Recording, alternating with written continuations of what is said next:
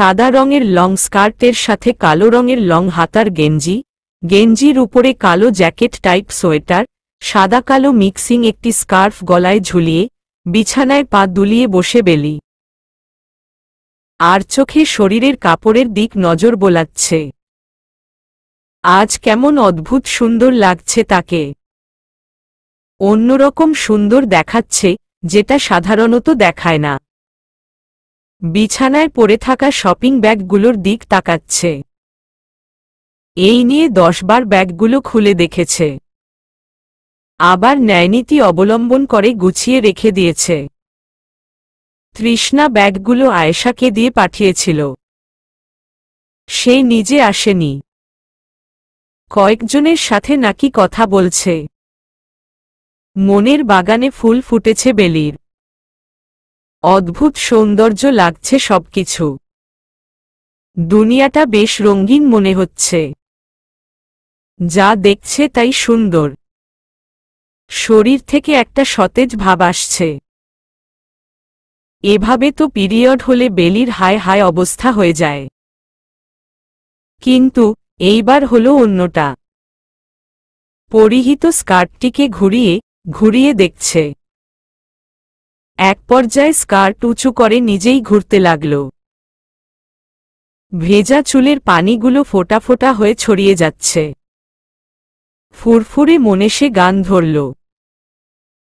যাও পাখি বলো তারে, সে যেন ভোলে না মরে। জানালায় দাঁড়ানো বেলি আয়েশা রুমে প্রবেশ করতেই বেলি বড় এক শ্বাস ফেলল। ভালো হয়েছে এসেছেন। আমার যে কি বোরিং লাগছিল বলে বোঝানো অসম্ভব। আয়েশা বেলির পাশে বসতে বসতে বলল, আমি তো কাউন্টারের দিক ছিলাম, চলে আসতে। গোমরা মুখে বেলি আঙুল গুতোগুতি করছে। রুম থেকে বেরোতে মানা করল যে, যদি কথা না শুনি, শ্বাস ফেলে, তাহলে আমাকে পাওয়া যাবে নাকি সন্দেহ। কিটকিটিয়ে হেসে উঠল আয়েশা। বিছানায় পড়ে থাকা তাওয়াল হাতে নিয়ে বেলির লম্বা চুলগুলো পুছতে লাগল। চুলে এখনো তো পানি। হাত ব্যথা করছিল, তাই আর ভালোভাবে করা হয়নি। আচ্ছা সে কই? এরিয়ায় তৃষার কিছু চেনা জানা আছে। তাদের সাথে সাক্ষাৎ করছে। বেলি মিষ্টি হেসে তাকিয়েই রইল আয়েশার মুখে। গায়ের রং হালকা কালো। দেখতে চমৎকার। কে বলেছে কালো মানুষ দেখতে সুন্দর না? আয়েশাকে দেখলে তারা তাদের মতো পাল্টাতে বাধ্য। গোলগাল চেহারার মায়াবী আয়েশা। কালো রঙের মায়াবী সে। আয়েশা জানালা দিয়ে বাহিরের দূর প্রান্তে তাকিয়ে। তোমাকে একটি গল্প শোনাব। তুমি কি শুনবে বেলি? হ্যাঁ, অবশ্যই। পুরো কাহিনী শুনে তোমার মতামত জানাবে। হু। এটা এক প্রেমিক পুরুষের গল্প। কিভাবে তার শক্ত হৃদয় প্রেমের আগমন ঘটে। কিভাবে সে এক অদ্ভুত প্রেমের ঘরে প্রবেশ করে, কিভাবে সে এক ছোট মেয়ের কান্নার প্রেমে পড়ে, এবং কিভাবে সে নিজেকে সেই ভাগ্যবান মেয়ে এবং সমাজ থেকে এগিয়ে চলে। তোমার বোঝার জন্য চরিত্রের নাম দিচ্ছি প্রেমিক আর পিচ্চি। বেলি মাথা দুলিয়ে বিছানায় পা গুটিয়ে বসল এবং সম্পূর্ণ মনোযোগ আয়েশার মুখের দিক দিল। তার চেহারায় স্পষ্ট ভেসে উঠেছে যে সে কতটা আগ্রহী। আয়েশা নিজের মনে বলতে লাগল, প্রেমিক ছিল এক গ্রামের চেয়ারম্যানের ছেলে। শুধু যে সেই গ্রামেই নাম পরিচয় ছিল তা মোটেও না। তার নামপরিচয় ছিল আশেপাশের আরও কয়েক গ্রামের সাথে শহরেও। শহরে নামপরিচয়ের কারণ ছিল তার মামা। মামা বললে ভুল হবে, অনেকটাই বন্ধু। তাদের মামা ভাগ্নের সম্পর্ক ছিল 2 জিগরি বন্ধুর। আর পাশের 2 গ্রামের লিডার ছিল তার চাচারা। বোঝাই যাচ্ছে কতটা উঁচু তাদের অবস্থা। কিন্তু সেগুলো নিয়ে কোনো হিংসে বা মাথা ব্যথা ছিল না প্রেমিকের। সে নিজের মতো ছিল। ফাজলামো, মারামারি, মারধর এগুলো নিয়ে চলে যেত দিনকাল। তখন তার বয়স ছিল 25।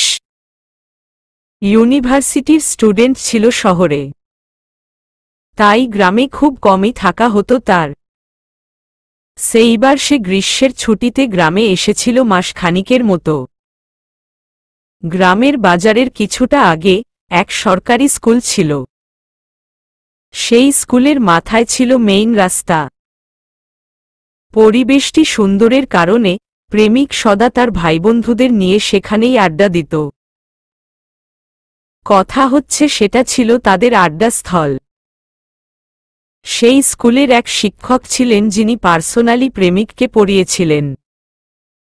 সেই শিক্ষক যখন প্রেমিকে নিজে দাওয়াত করেন, সে না করতে পারেননি। অজ্ঞত সে তার 3 ভাইকে নিয়ে উপস্থিত হয় শিক্ষকের বাড়ি। সেখানে যতটুকু সময় প্রেমিক ছিল, সে শুধু একজনকেই মনোযোগ দিয়ে লক্ষ্য করেছিল, সে ছিল শিক্ষকের মেজ মেয়ে। শিক্ষকের 3 সন্তান ছিল, বড় মেয়ে, মেজ মেয়ে আর ছোট ছেলে। মেজ মেয়ের বয়স ছিল তখন 11। প্রেমিক মুগ্ধকর চোখে দেখতে থাকল 2 বেনি করে আঙিনায় কুতকুত খেলতে থাকা পিচ্চিকে। এমন না যে সে আগে পিচ্চিকে চিনতেন না। অবশ্যই চিনতেন, কিন্তু তেমনভাবে খেয়াল করেননি, যেহেতু সে শহরে বেশি থাকতেন। যখন সে দেখছিল পিচ্চির খেলা, তার ভাবনা ছিল এক বাচ্চা মেয়ে খেলছে এবং সেটা দেখতে ভালো লাগছে। কিন্তু সে এটা পাত্তা দেয়নি যে সেখানে আরও 2 বাচ্চা মেয়ে ছিল। তাহলে তার চোখ শুধু একজনের দিকে কেন? স্কুলের সামনে সকলের আড্ডার মাঝে প্রেমিক সেই পিচ্চিটিকে খুঁজে চলেছে।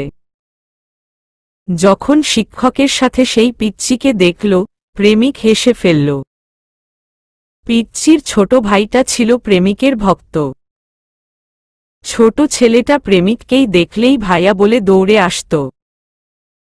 ঠিক তেমনি পিচ্চিটাও কিন্তু প্রেমিককে ভাইয়া ডাকত।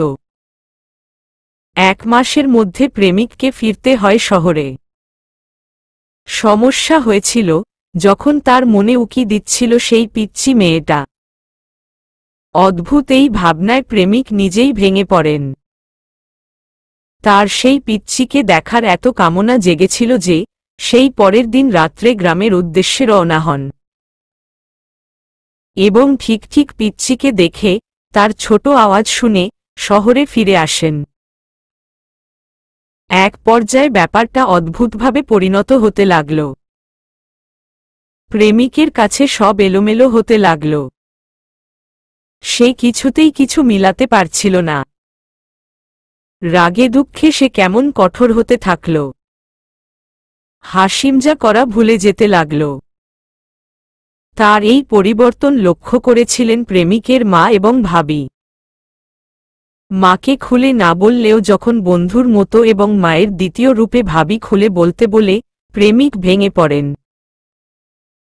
খুলে বলে তার হঠাৎ অনুভূতির কথা, বদলে যাওয়া হৃদয়ের কথা।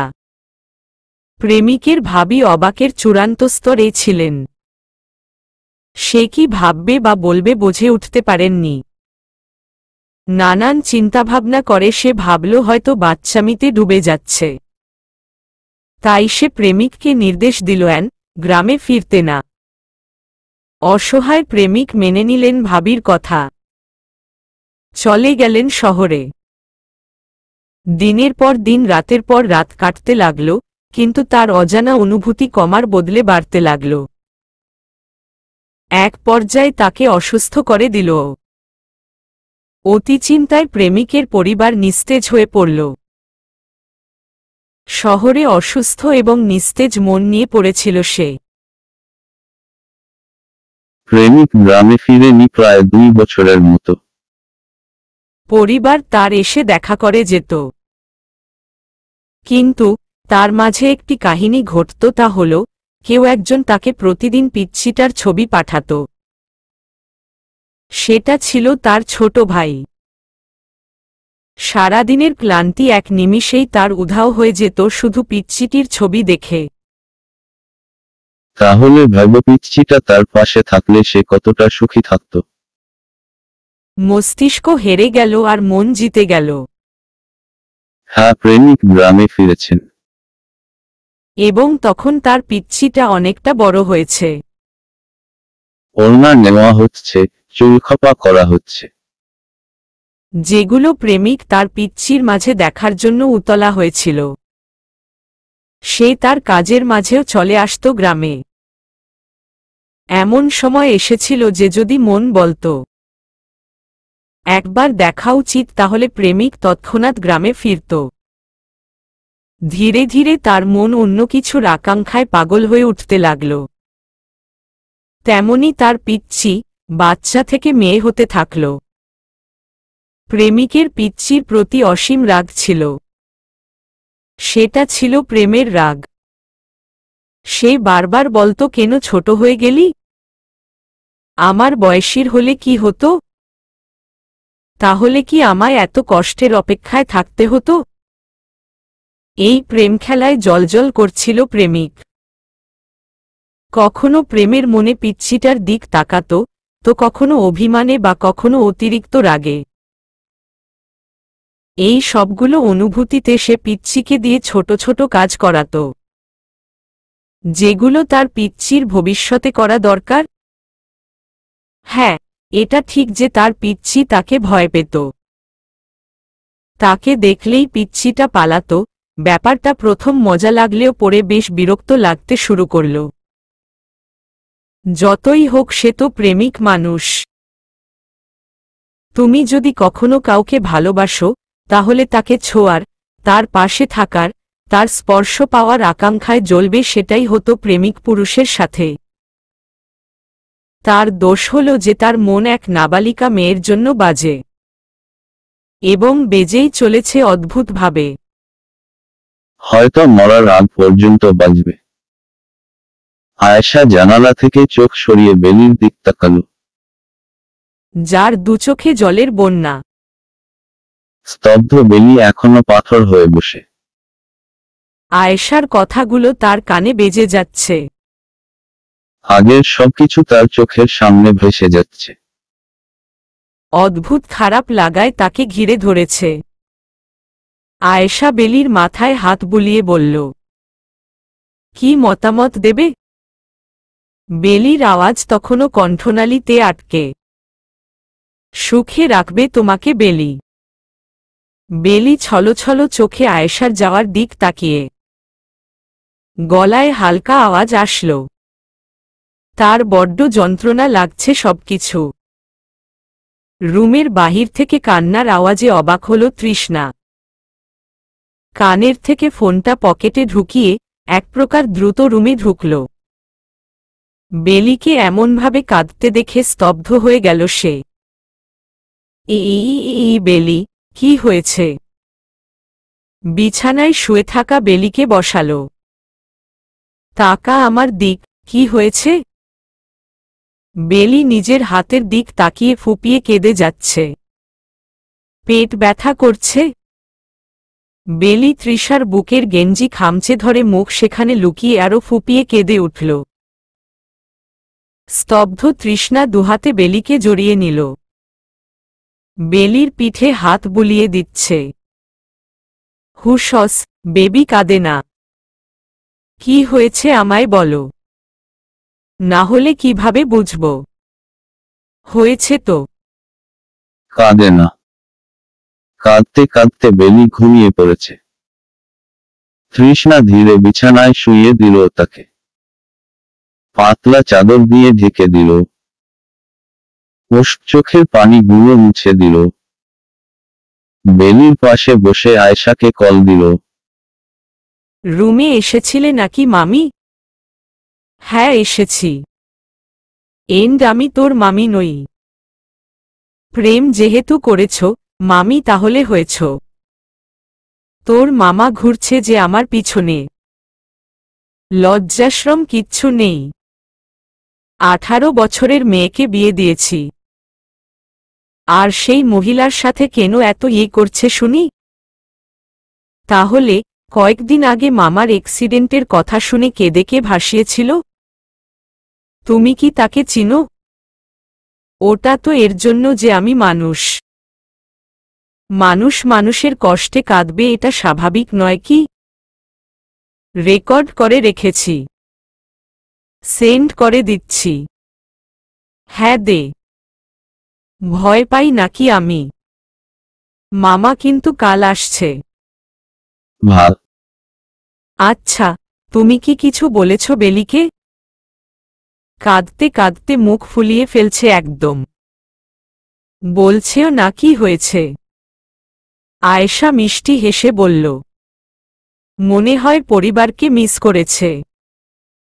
কথাটা বলেই আয়েশা কল কেটে দিল। তৃষ্ণা বেলির মুখের দিক তাকিয়ে ভাবতে লাগল। ঘুম ভাঙলে অবশ্যই জিজ্ঞেস করবে কি হয়েছিল। তৃষার শক্ত হাত বেলির ডানগালে লাগতেই থমকে যায় বেলি। আপনা আপনি ডান হাত ডানগালে চলে যায় তার। ভিড়ের মাঝে চোখ দুটো স্থির হয়ে আছে রাস্তায়। কিছু লোকজনের কানাকানি শুনে স্তব্ধ হয়ে রয়েছে সে। আল্লাহ বাঁচিয়েছেন। ছেলেটা সময় মতো না এলে ট্রাকটা মেয়ের উপর দিয়ে চলে যেত একদম। ট্রাক চালককে ধরে বেঁধে রাখা উচিত ছিল। বেটা তো গাড়ি থামালেন না। ভাগ্যিস সময় মত। বাংলাদেশের রাস্তাঘাটে চলা মানে কাল বাড়ি নাও ফিরতে পারা। কথা সত্য। আর এভাবেও এখনকার ছেলেমেয়েদের জীবনের কোনো মূল্য নেই। সাবধানে চলে না এরা। কিছুক্ষণ আগের ঘটনা, বেলি কেন কেঁদেছিল সেটা জিজ্ঞেস করেছে অনেকবার তৃষ্ণা। বেলির উত্তর না পেয়ে রেগে যায় সে। তাও কিছু বলেনি, কারণ এর আগেও কেঁদেছে মেয়েটা। কেন কেঁদেছে সেটা সে জানে না, তাই বাড়াবাড়ি করেনি। খাওয়া দাওয়ার পর হোটেলের বাহিরে বেলিকে দাঁড়িয়ে রেখে বলেছিল, এখানে দাঁড়িয়ে থাকবি, এক পাও নাড়াবি না। আমি পাশের গ্যারেজ থেকে গাড়িটা নিয়ে আসি। বেলি মাথা দুলাল। তৃষ্ণা রাস্তা পারাপার হয়ে ওপাশ চলে যায় গাড়ি আনতে। কিন্তু রাস্তার মাঝে তার রুমাল পড়ে যায়। সেটা তৃষ্ণা খেয়াল না করলেও বেলি করেছে। সে আর চোখে চারপাশ তাকিয়ে দ্রুত তুলতে যেতেই ট্রাক একটা প্রায় তার সামনে। ঝড়ের গতিতে তৃষ্ণা হাত টেনে সাইড না আনলে কি হতো আল্লাহ মালুম। তৃষার শরীরের কাঁপাকাঁপি আর দ্রুত শ্বাস নেওয়ার অভিযান দেখে বেলি আরও ভয় পেয়ে যায়। গালে হাত দিয়ে উল্টো ঘুরে হোটেলের ভিতর যেতে লাগল। একটা থাপ্পড় তো কিছুই না, তাকে আরও মারবে সামনে পেলে। তার থেকে ভালো দ্রুত চলে যাওয়া। বেলির নিজেরই ভাবতে রুহু উড়ে যাচ্ছে, আরেকটু হলেই তার কামতামাম হয়ে যেত। বিছানায় বসে বেলি রুমালটির ঘ্রাণ নিচ্ছে। ঘ্রাণটি হুবহু তৃষার শরীরের মতো। শুধু ঘ্রাণ নিতেই মন চায়। বাম হাতে রুমাল আর ডান হাতে গাল ধরে আছে। গালের চিনচিন ব্যথাটা বোঝা যাচ্ছে। হালকা জ্বলছেও মনে হচ্ছে। কি শক্তি দিয়েই না মেরেছে। মনে হয় ভুলেই গিয়েছিল যে এটা এক বাচ্চা মেয়ের গাল। ধুমধাম পায়ের আওয়াজ পেতেই দ্রুত রুমালটি সরিয়ে গালে হাত রেখে জানালার দিক মুখ করে বসল। কাদার মতো করে নাক টেনে যাচ্ছে। বেলি আর চোখে দেখল তৃষ্ণা দরজার সামনে দাঁড়িয়ে হাতে বাটি। সে আরও এগিয়ে জানালার দিক ঘেঁষে বসল। তার পাশে তৃষ্ণা বসতেই আওয়াজ করে কাঁদতে লাগল। তৃষ্ণা দুহাতে বেলিকে নিজের দিক ঘোরাতে চাইলে বেলি শক্ত হয়ে থাকে। তৃষ্ণা যখন দুহাতে ধরে টান মেরে ঘুরায়, এবারও বেলি কাদার অভিনয় করে। তৃষ্ণা বেলির গাল চেপে ধরে বলল, রাগ দেখাচ্ছিস আমাকে? গাগাল ছাড়ুন পাষাণ লোক। তৃষ্ণা দ্রুত গাল হালকা করে ধরে। ডান গালটায় স্পষ্ট হাতের ছাপ। থাপ্পড় তুই আরো খাবি। তোকে আমি কি বলেছিলাম? তৃষ্ণা ধমকানোর চোখে তাকাচ্ছে আর বাটির বরফগুলো বেলির গালে ছুঁয়ে দিচ্ছে। কিন্তু বেলি? সে তো তৃষ্ণাকে দেখতে ব্যস্ত। উস্খুস্কো চুলগুলো, ছোট ছোট বিলাই চোখ দুটো, রক্ত রঙের ঠোঁট জোড়া, উঁচু নাকটা, চাপা গাল দুটো অন্যরকম সুন্দর দেখাচ্ছে। ভালো লাগা কাজ করছে বেলির মাঝে। তৃষার দিক তাকিয়ে থাকতে ইচ্ছে করছে। তৎক্ষণাৎ তার মনে পড়ল, একটু আগে না তাকে থাপ্পড় মারা হয়েছে? শুধু তাই না, ধমকও মেরেছে, আবার গাল দুটো চেপে ধরেছে। ভাবতেই বেলির বুক অভিমানে দুমড়ে মুচড়ে গেল। ট্রাক আমার উপর দিয়ে যেত। আপনার উপর দিয়ে তো যাচ্ছিল না। কথাটা বলেও বেলি জিভ কাটল। কেন রাগাচ্ছিস? বেলি আর কিছুই বলল না। তার এখন তৃষার রাগ ঠেলার শক্তি একদমই নেই। চুপচাপ অন্যদিকে তাকিয়ে রইল। কৃষ্ণপুর ফিরতে হবে। কাজ পড়েছে আমার আর্জেন্ট। বিকেলে বেরিয়ে পড়ব। তৃষ্ণা রুম থেকে বেরিয়ে গেল। বেলি ভালোভাবে রুমটায় চোখ বুলাল। জানালা দিয়ে বাহিরে তাকিয়ে রইল। তৃষ্ণাকে দেখার জন্য তাকে আবারও অপেক্ষা করতে হবে।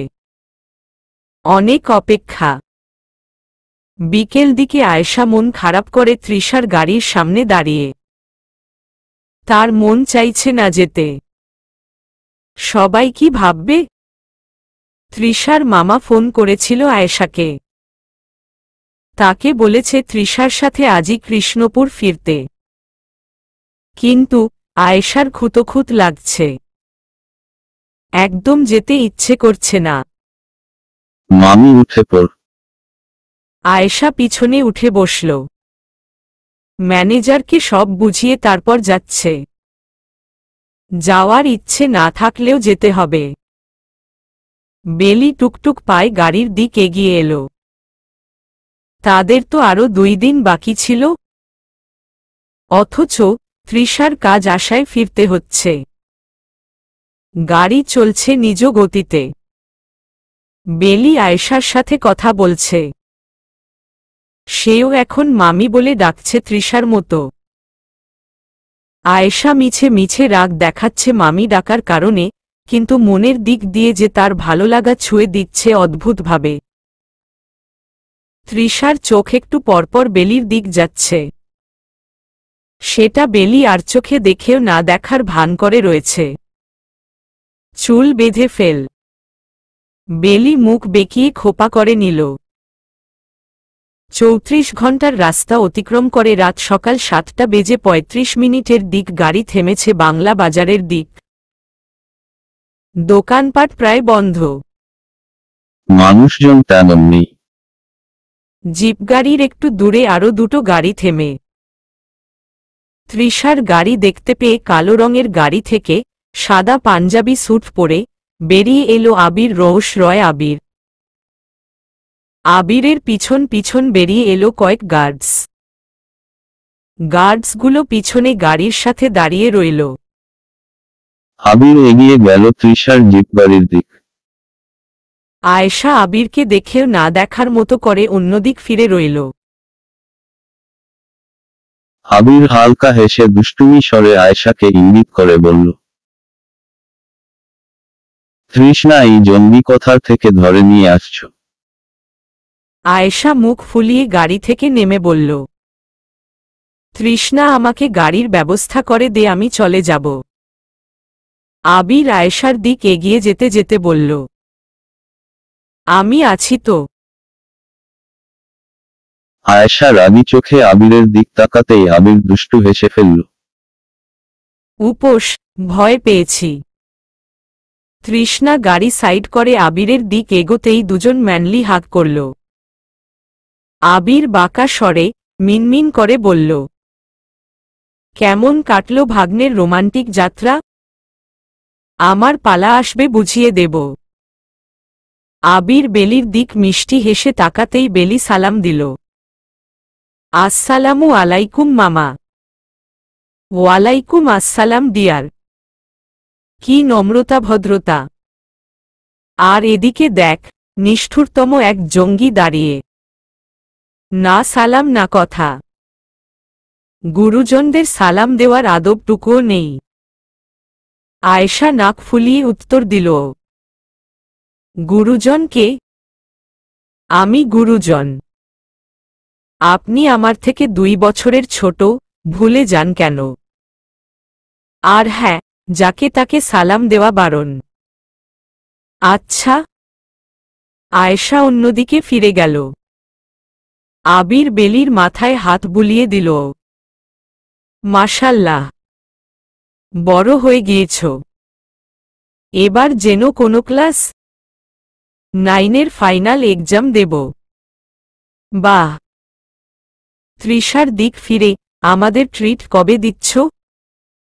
আমি জঙ্গির ফিউচার স্বামীকে ট্রিট দেই না।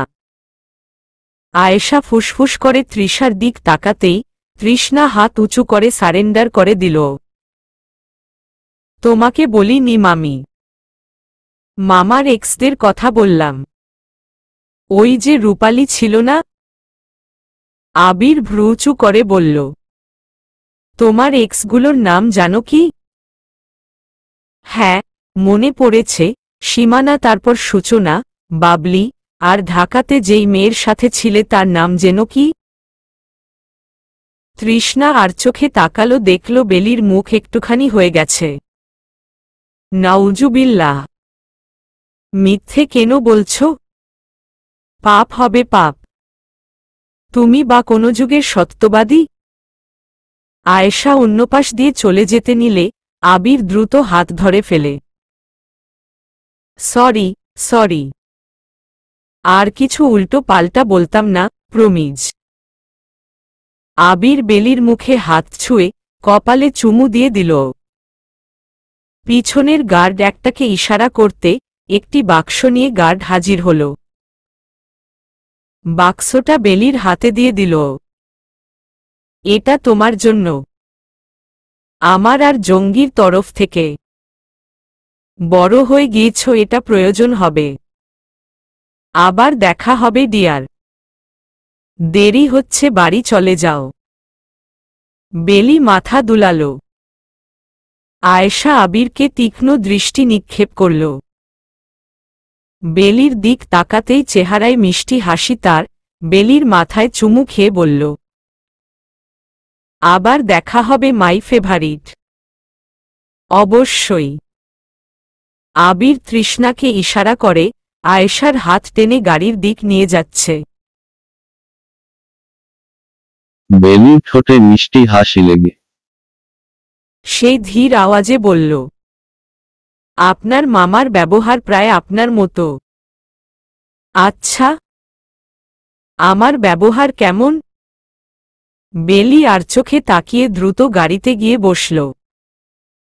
তৃষ্ণা বাঁকা হেসে নিজেও উঠে বসল। গাড়িতে বসে বেলি বারবার তৃষার দিক তাকাচ্ছে। তার এখন কেমন যেন লাগছে, বুঝতে পারছে না। অদ্ভুত লাগছে। কেমন গলা শুকিয়ে যাচ্ছে। কাজের জন্য কি ঢাকা যাচ্ছেন? তৃষ্ণা সামনে তাকিয়েই জবাব দিল, হ্যাঁ। কবে ফিরবেন? আমি না ফিরলেই বা তোর কি? তোকে দেখার জন্য আমার মুভি বানাতে হয়। তোর জন্য 1012 জন তোদের বাড়িতে পাঠাতে হয়। তাও তোর নামঠিকানা পাওয়া যায় না। বেলি অন্য পাশ তাকিয়ে রইল। তার চোখ জলে চিকচিক করছে। বেলি দ্রুত মুছে নিল। আর এমন হবে না।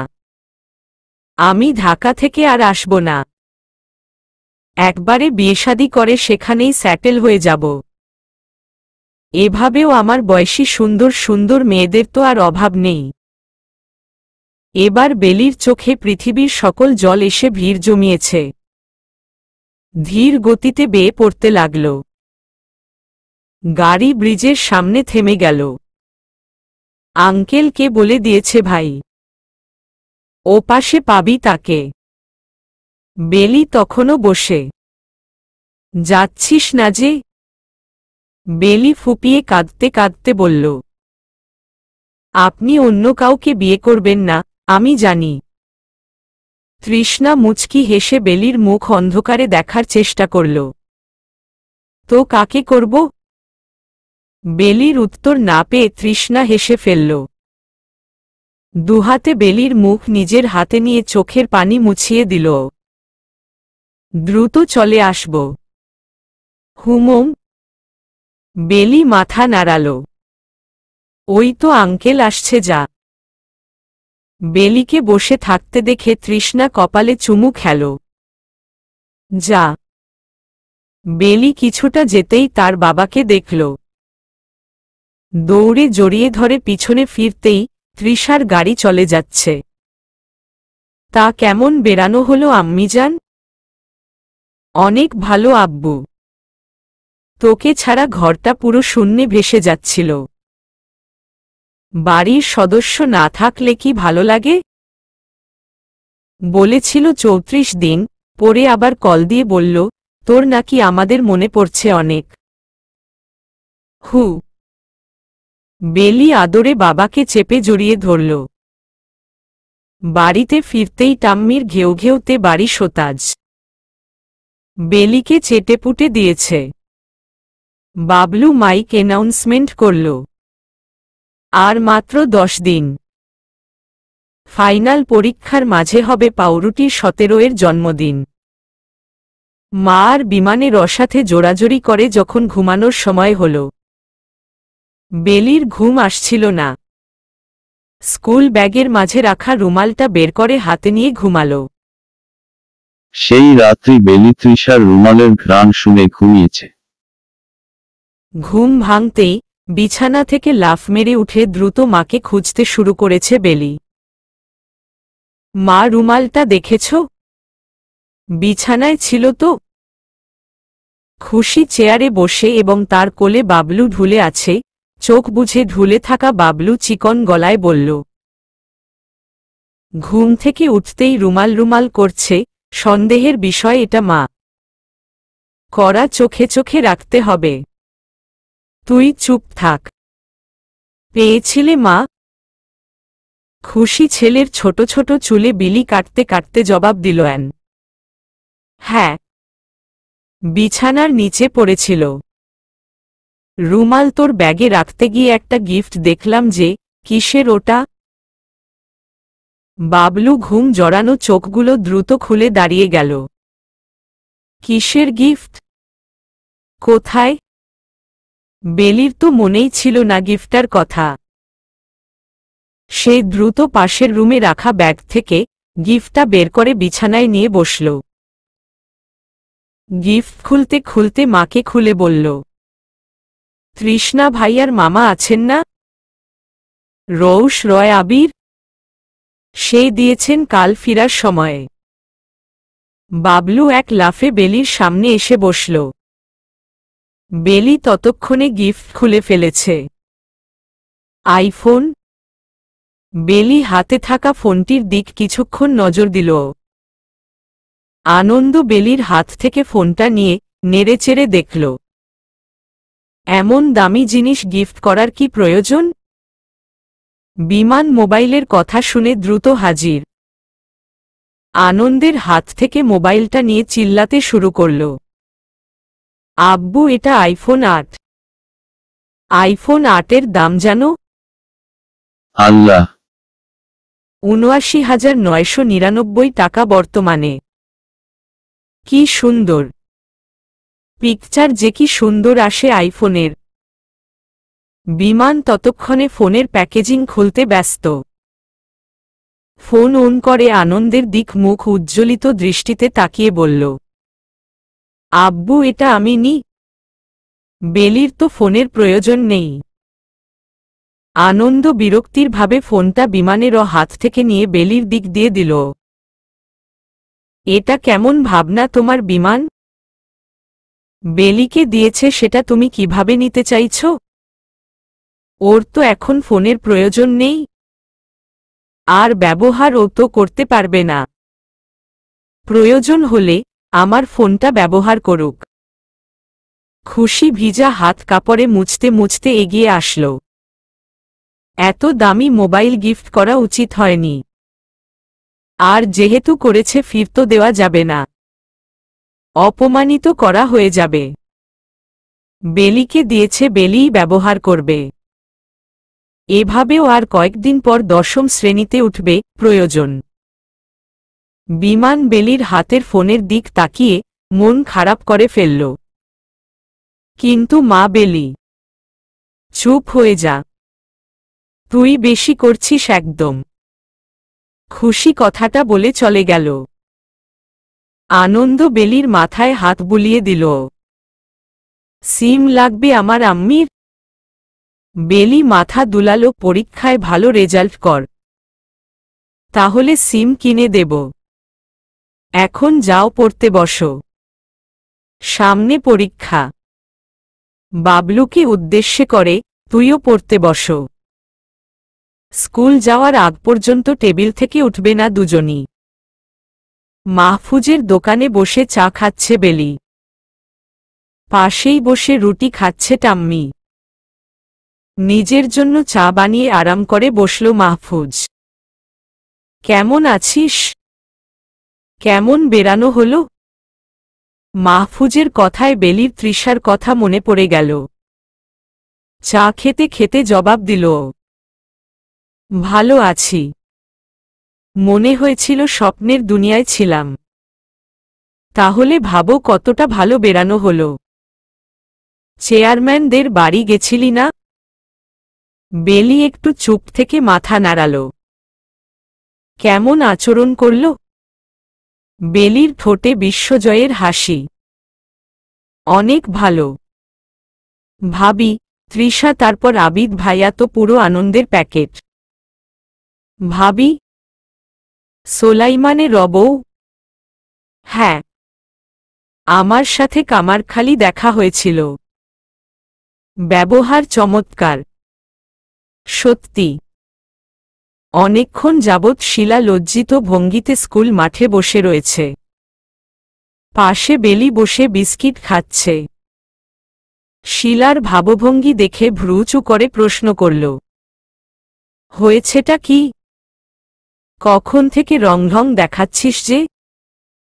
শিলা লাজুক চোখে বেলির দিক তাকাল। আমি প্রেম করছি। বেলির হাতের বিস্কিট পড়ে গেল। প্রেম? কার সাথে? কবে থেকে? শিলা মুচকি হেসে বেলির দিক ফিরে বসল। আমাদের পাশের বাড়ির খালা আছেন না, তার বোনের ছেলে রিয়াজ উত্তর দিকে থাকেন। ইন্টারের ফাইনাল এক্সাম দিয়েছেন। কাল থেকে কথা চলছে। ওয়াও, কেমন দেখতে? সুন্দর। তোর সাথে দেখা করতে চাচ্ছে। চল আজ যাই ওর সাথে দেখা করতে। বেলি একটু চুপ থেকে 2 হাত তালি দিয়ে উঠল। হ্যাঁ হ্যাঁ, চল দেখা করব। তাহলে তো আমার জিজু সে। শিলা লাজুক হাসল। 4টার দিকে রেডি হয়ে ব্রিজের সামনে আসবি। আমি ওকে আসতে বলে দিব। নানার দোকানে থাকব, ওখানে নামবি। বাড়ি ফিরবার সময় বেলি আর চোখে রাস্তায় নজর বোলাচ্ছে। নজর বুলিয়ে নিজের মাথায় টোকা দিল। আরে নেই নেই, গাধি বেলি। সে নেই। তুই তারপরও কেন উকিঝুঁকি দিচ্ছিস? নিজেকে নিজে বলেও বেলির চোখ থেমে নেই। তার ছোট মন মানছে না। সারা রাস্তায় সে আর চোখে নজর বুলিয়েছে। সেটা খেয়াল করে শিলা প্রশ্ন করল, কাউকে খুঁজছিস নাকি? না না তো। বাবলু পিছন থেকে চিপ খেতে খেতে বলল। সাকিব খানকে খুঁজে চলেছে। জানো শিলা আপু, কাল রাত্রে বেলি বারবার বলছিল, এত হ্যান্ডসাম কেন আপনি সাকিব? বেলি বাবলুকে মারার উদ্দেশ্যে তেড়ে গেল। বাবলু দৌড়ে আগে চলে যাচ্ছে। পিছনে শিলা পেট ধরে হেসে চলেছে। শিলা টমটম থেকে নেমে একটু আগাতেই দেখল বেলি টাম্মিকে রুটি খাওয়াচ্ছে নানার দোকানের সামনে বসে। মাহফুজ ভাত মেখে খাচ্ছে আর কথা বলে যাচ্ছে। টাম্মিকে রুটিতে মগ্ন করে ধীরে ধীরে বেলি শিলাকে নিয়ে সাইড হয়ে গেল। রিয়াজ চলে এসেছেন। দ্রুত যেতে হবে। বেলি দুষ্ট হেসে বলল। বাবা, এত সাজুগুজু সুন্দর লাগছে। শিলা লজ্জা পেয়ে যায়। নৌকাতে উঠে বেলির চোখ গেল সেই গালে টোলওয়ালা মাঝির উপর। মাঝি বেলিকে দেখেই বড় এক হাসি দিল। বেলির ঠোঁটে হাসির সীমানা নেই। কি গো পিচ্চি, তোমার সেদিনের রাগী সাথী কই? বেলির মনটা তেনা হয়ে গেল। শহরে গিয়েছেন। শিলা ভ্রুচু করে বেলির দিক তাকাল। সাথী ক্যাডা? তৃষ্ণা ভাভাইয়ার কথা বলছে। শিলা মাঝির দিক রাগী হওয়ার ভান করে তাকিয়ে বলল। কে রাগী? সে মোটেও রাগী না। কতটা নম্রভদ্র সে জানেন। একটু ভেবে কিন্তু বেলির সাথে কেন রেগে থাকে সেটা অজানা। বেলি নদীর ঢেউয়ের দিক তাকিয়ে। আয়েশার কথাগুলো কানে বেজে যাচ্ছে। তৃষার ঘুমানো মুখটা ভেসে উঠছে তার চোখে। অদ্ভুত এক অনুভূতির সাগরে সে। তৃষার সামনে গেলে ভয়লজ্জায় কুকড়ে যায়। তেমনি তৃষ্ণাকে দেখতে না পেয়ে এক আজব অনুভূতিতে নড়ে উঠছে। কি করল তৃষ্ণা তাকে? কামারখালি পৌঁছাতেই নৌকা থেকে নেমে হাঁটা ধরেছে দুজন। হঠাৎ বেলির রুহু কেঁপে উঠছে বারবার। রুহু কাঁপার কারণ হচ্ছে, যদি তৃষ্ণা দেখে? আবার ভাবছে আরে সে তো নেই। কিভাবে দেখবে? আর দেখলেই বাকি। কিছুক্ষণ যাবৎ বেলির মনে হচ্ছে কেউ তাকে দেখছে। তাদের হয়তো কেউ অনুসরণ করছে। অদ্ভুত অনুভূতিতে বেলি চারপাশে ভালোভাবে নজর বোলাল। কাউকে না দেখতে পারায় নিজের মনের ভুল বলে উড়িয়ে দিল। রেস্টুরেন্টের অনেকটা আগে কিছু বাইক দাঁড়িয়ে। বাইকে বসে সিগারেট খাচ্ছে কতগুলো ছেলে। গুন্ডাদের মতো দেখাচ্ছে। শিলা বেলির হাত ধরে দ্রুত নিয়ে যাচ্ছে। হঠাৎ ওখান থেকে ছেলে একটা তাদের সামনে এসে দাঁড়াল। বেলিকে উপর থেকে নিচ পর্যন্ত দেখে বলল, আমার সাথেও থাকো একদিন। তৃষ্ণা রাজ কত দেয়? তার থেকে বেশি দেব। পিছনের ছেলেগুলো হো হো করে হাসতে লাগল। বেলির শরীর ঘিনঘিন করে উঠল। মাথা নিচু করে দ্রুত হেঁটে যাওয়ায় ব্যস্ত হয়ে পড়ল। আবারও বেলির সামনে গুন্ডা ছেলেটি আসতে চাইলে অন্য একটি ছেলে বেলির সামনে হাজির হয়। বড্ড বেড়েছিস ভাই, জানলে তোর মাথা শরীর থেকে আলাদা করে দেবে। আচ্ছা, রাত্রে দেখব তোকে। ছেলেটি বেলির দিক তাকিয়ে মিষ্টি হাসল। চলুন আপনি। কোথায় যাবেন ভাব? মানে কোথায় যাচ্ছিলেন? রেস্টুরেন্ট। শিলা বেলির হাত টেনে সামনে নিয়ে যেতে লাগল। কিন্তু বেলি যেতে যেতে শুনতে পেল ছেলেটি মোবাইল কানে নিয়ে বলেছে, হ্যালো ত্রিশ ভাই। রেস্টুরেন্টে বেলি শিলার নিউলি বয়ফ্রেন্ডকে দেখে না চাইতেও হেসে ফেলল। ছেলেটা বড্ড ভদ্র। বেলিকে ছোট বোন বলে সম্বোধন করতে লাগল। যেটা বেলির কাছে এক সুন্দর গান মনে হচ্ছিল। শিলা আর রিয়াজ ওপার পাশে বসেছে। দুজন দিব্যি কথা বলছে। বেলি যখন কোল্ড ড্রিঙ্ক মুখে দেবে তখনই সেই ছেলেটি হাজির। ছেলেটি শুধু মিষ্টি হেসে হাতের ফোনটা বেলির দিক এগিয়ে দিল। ইশারায় কথা বলতে বলল। ভ্রু উঁচু করে বেলি একবার ফোনের দিক আরেকবার ছেলেটার দিক তাকাচ্ছে। ছেলেটি আবার ইশারা করতে বেলি ফোনটা নিয়ে কানে ধরল। সাহস কি করে হয় এপারে আসার? বড় হয়ে গেছিস? থাপ্পড় দিয়ে দাঁত সব ফেলে দেব। আমি ওখানে থাকলে তোর পা ভেঙে দিতাম। তৃষার রাগী চিৎকারে বেলি ভয় থম হয়ে যায়। স্তব্ধ বেলি আর চোখে ছেলেটির দিক তাকিয়ে মিনমিন গলায় বলল, এভাবে কথা বলছেন কেন? চেঁচাচ্ছেন কেন? তোকে চুমু খাবো? বেলি চোখ বন্ধ করে ফেলে। হ্যাঁ, খাবো, আসতে দে আমায়। এখন তুই রাকিবের সাথে বাড়ি যাবি। ও পৌঁছিয়ে দেবে। রাত্রে এসে তোকে দেখছি আমি। বেলি ফোন রাকিবকে দিয়ে দাঁড়িয়ে গেল। শিলা দ্রুত দাঁড়িয়ে বেলিকে প্রশ্ন করল, কি হয়েছে? আমি যাচ্ছি। স্কুলে খুলে বলবো নি। রাকিবের পিছু পিছু বেলিও হাঁটা ধরল। লাউডস্পিকার অন করাই বেলি স্পষ্ট তৃষার গর্জন শুনে কেঁপে উঠল। কোনো মারদ ছিল? রাকিব ধীর আওয়াজে জবাব দিল, ভাই ইলিয়াস ছিল। কি বলেছে বেলিকে? ডিড হি টাচ হার? ভাই আপনি শান্ত হ। উত্তর দে।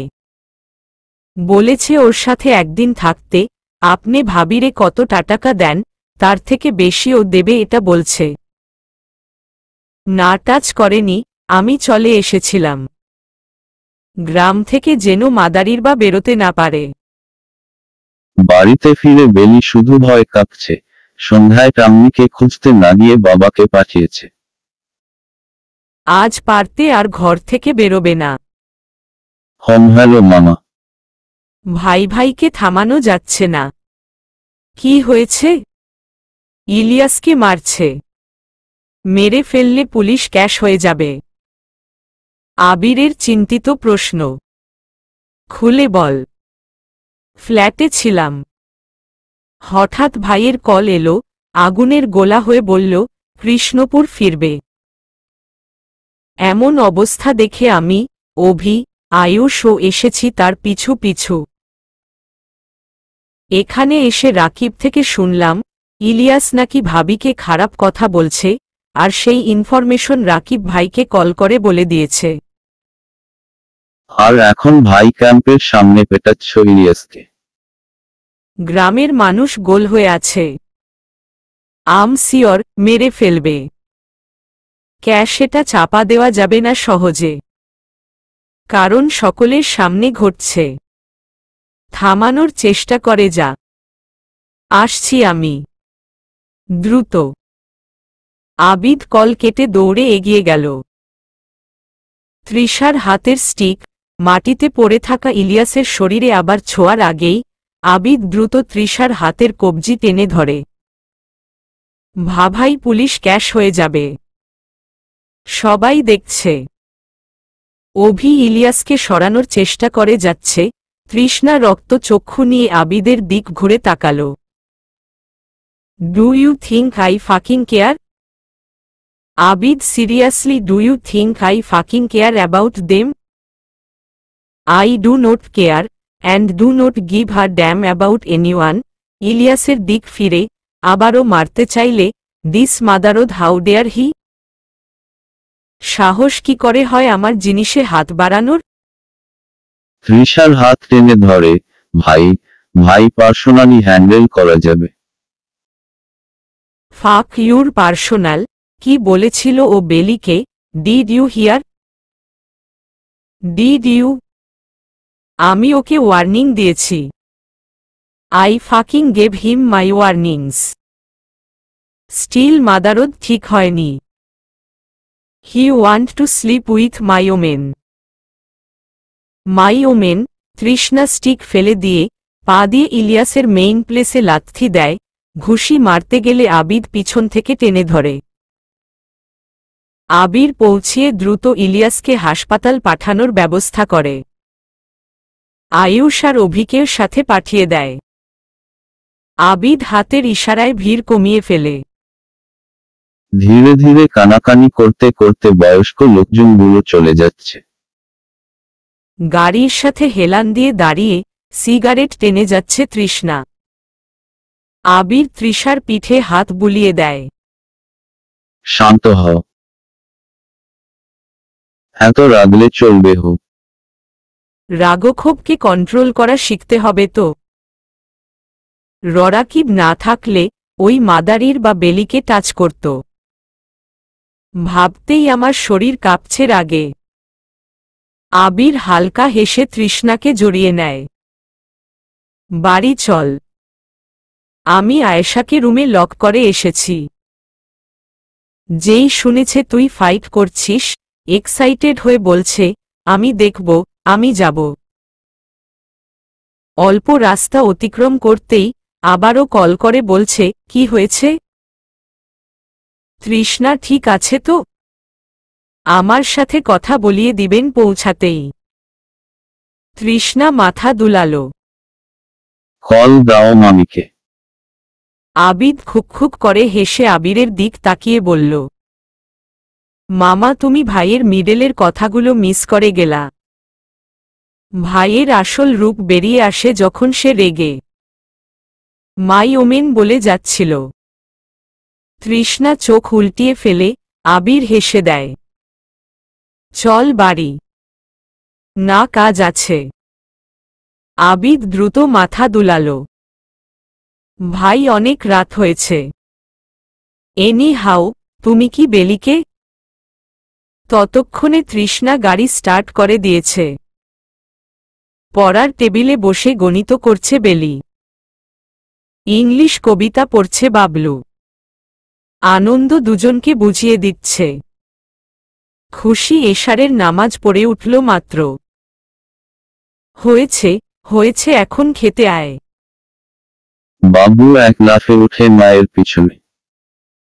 আনন্দ চোখ ঘুরিয়ে উঠে পড়ল। রাত্রি 9টা বাজছে। উঠানের বিছানায় ঘুমিয়ে বেলি আর বিমান। জানালা দিয়ে অন্ধকারে তাকিয়ে বেলি। চিনচিন আওয়াজ আসছে সেদিকে থেকে। ফোন বাজতেই বিমানেরও ঘুম ভেঙে গেল। শিলার নাম্বার দেখে সে রিসিভ করল। এত রাত্রে কি শিলা? বিমানেরও ঘুম জড়ানো কণ্ঠ। ওপাশ থেকে শিলার আওয়াজ, একটু বেলিকে ফোনটা দাও না আপু। আসলে আমি গণিতের হোমওয়ার্ক ভুলে গেছি। বিমান বেলির দিক ফোন দিয়ে ঘুমিয়ে পড়ল। বেলি ভয় কাঁপছে। সে কিছুটা আন্দাজ করতে পারছে ফোন কানে নিয়ে। হ্যাঁ শিলা। তৃষ্ণা ভাই বলল তোকে তোদের বাড়ির পিছনের রাস্তায় যেতে। বেলি প্রায় কেঁদে দিবে। কিভাবে যাব? যদি কেউ দেখে ফেলে? ধীরে ধীরে চলে যা। ঘুমাচ্ছে সবাই, এখন টের পাবে না। আমাকে মারবে শিলা। আমি যেতাম না। ভাই আমাকে বলতে বলেছি। এখন তুই জানিস কি করবি। যাবি নাকি যাবি না? তুই শুধু কাল স্কুলে আমাকে সব খুলে বলবি মিস্টার হ্যান্ডসাম, আর তোর মাঝে কি চলছে। এখন রাখো, রিয়াজ ওয়েটিং এ আছে। শিলা কল কেটে দিল। বেলি হাতে ফোন নিয়ে বসে রইল। তার শরীর কাঁপছে। এমন দিনও তার দেখার ছিল? আধ ঘন্টা যাবৎ বেলি ভেবেই চলেছে। এখনো সাহস জোগাতে পারেনি। একবার ভাবল কাঁথা মুড়ি দিয়ে ঘুমিয়ে যাবে, যা হবার কাল হবে। আবার মনে পড়ল তৃষার কথা, এই লোক আবার মারামারি করেনি তো? চিন্তিত বেলি বাড়ির পিছনের গেট ধীরে খুলে আবার ভালোভাবে লাগিয়ে দিল। ভয়ে হাত পা ঝিমিয়ে যাচ্ছে। রাত্রির অন্ধকারে চোখ বুঝে আল্লাহর নাম নিয়ে এগিয়ে গেল। গাড়ির সামনে পৌঁছাতেই বেলি থেমে যায়। তৃষ্ণা সিগারেটে লাস্ট টান দিয়ে ফেলে দেয়। বেলির দিক এগিয়ে যেতে নিলে বেলি দৌড়ে গাড়ির অন্য সাইডে চলে যায়। আমার কথা শুনুন না আগে। সামনে এসে দাঁড়া। না আপনি মারবেন। না মারব না। চুমু খাব। প্লিজ আগে শুনুন। ওই যে শিলা আছে না, ওর। কি বলেছি আমি বেলি? তৃষার রাগী আওয়াজ শুনে বেলি কেঁদে দেয়। আমি আব্বুকে বলে গিয়েছিলাম তো। সশক্তি বলছি। তৃষ্ণা হাত দিয়ে ইশারা করে তার দিক যেতে। বেলি চোখের কোণার পানি মুছে ধীরে ধীরে এগিয়ে যায়। তৃষার সামনে মাথা নিচু করে দাঁড়াতেই তৃষ্ণা ডান হাত দিয়ে বেলির গাল চেপে উঁচু করে ধরে। চোখ খুল। বেলি একটু একটু করে চোখ খুলে। লিসেন বেলি, জেলাসি খেলার মতো মানুষ আমি নই, অন্যথা আমার জেলাসিতে তুই পড়বি। তোর চাচাতো, মামাতো, কাকাতো যেতো ভাই আছে কারো সাথে ঘুরতে বেরোবে না। আহ্লাদি আলোচনা তো আরো আগে না। বুঝেছিস কি বলেছি? স্কুল, প্রাইভেট আর বাড়ি বাদে আর কোথাও তোর যাওয়া চলবে না। আরেকবার যদি আমি শুনি যে তুই ঘুরতে বেরিয়েছিস, বেলি গাল আরেকটু চেপে ধরে তোর মুখ কামড়ে লাল করে ফেলব। যাতে বেরোতে না পারিস। কানে ঢুকেছে কি বলেছি? বেলি মাথা দুলালো। Use your words. বুঝেছি। তৃষার চোখ বেলির মুখে, হাত বেলির গালে স্লাইড করতে লাগল। বাসায় যেতে হবে। আমি যাই। চুমু খাওয়া বাকি আমার। বেলি শুকনো ঢোক গিলল। বল কোথায় খাবো চুমু? তৃষার ডান হাতের আঙুল বেলির কপাল স্লাইড করে, কপালে। কপাল থেকে নাকে স্লাইড করে, নাকে। গালে স্লাইড করে, গালে।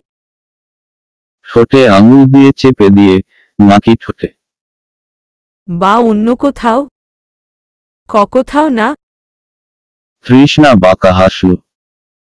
আঙুল বেলির ঘাড়ে ছুঁয়ে দিয়ে। আচ্ছা, তাহলে আমাকে দে চুমু। বেলি চোখ বর্ষর করে ফেলে। আর চোখে তৃষার দিক তাকাতেই তৃষ্ণা টুপ করে বেলির গালে চুমু খেয়ে নেয়। চলবে।